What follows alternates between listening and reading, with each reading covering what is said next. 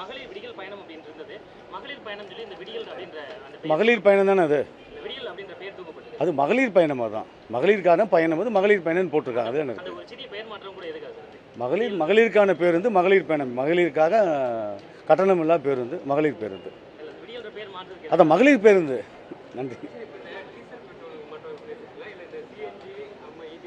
இப்போ வந்து ஆட்டோ ஓட்டுநர்களின் வாழ்வாதாரம் மிக மோசமான நிலைமையில் இருக்குது. அவங்க வாழ்வாதாரத்தை காப்பாற்ற வேண்டும். எப்படி உயிர் ஊசலாகுன்னு சொல்கிறாங்க, அந்த நிலைமையில் இருக்குது. அவர்கள் வாழ்வாதாரம் காப்பாற்ற வேண்டும் என்பதற்காக மீட்டர் பொருத்தப்பட்டு முதல்ல இயக்க போகிறோம். அதற்கு என்ன இப்போ ஒரு குறிப்பிட்ட இடத்துக்கு இன்னொரு இடத்துக்கு போகிறோம்னா அதுக்கு என்ன கட்டணம் நிர்ணயிக்கலாம், அதுக்கு மேலே ஒவ்வொரு கிலோமீட்டருக்கும் என்ன கட்டணம் நிர்ணயிக்கலாம். ஏன்னா இது மக்கள் சம்மந்தப்பட்டதில்லை. மக்கள் தான் அந்த ஆட்டோவில் ஏறுறாங்க. அவர்களுக்கு முதலாளி மக்கள், எங்களுக்கு முதலாளிகள் அவர்கள். அவங்க டேக்ஸ் கட்டுறாங்க. அதாவது மக்களிடமிருந்து கோரிக்கைகள் வைக்கப்பட்டு கேட்கப்பட்டது. அவங்க எல்லாருமே ஒவ்வொருத்தரும் இந்த கட்டணம் நிர்ணயிக்கலாம்னு சொல்லியிருக்காங்க.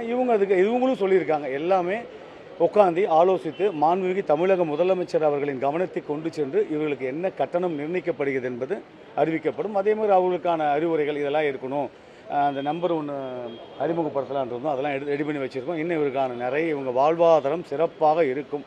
இந்த ஆட்சி அவர்களுக்கான ஆட்சி, அவர்கள் தேர்ந்தெடுத்த ஆட்சி, மக்களுக்கான ஆட்சி, எல்லாரும் கிடைக்கும். நல்ல திட்டங்கள் அனைத்தும் தொடர்ந்து முதலமைச்சர் சட்டப்பேரவையில் சொல்லியிருந்தாரு.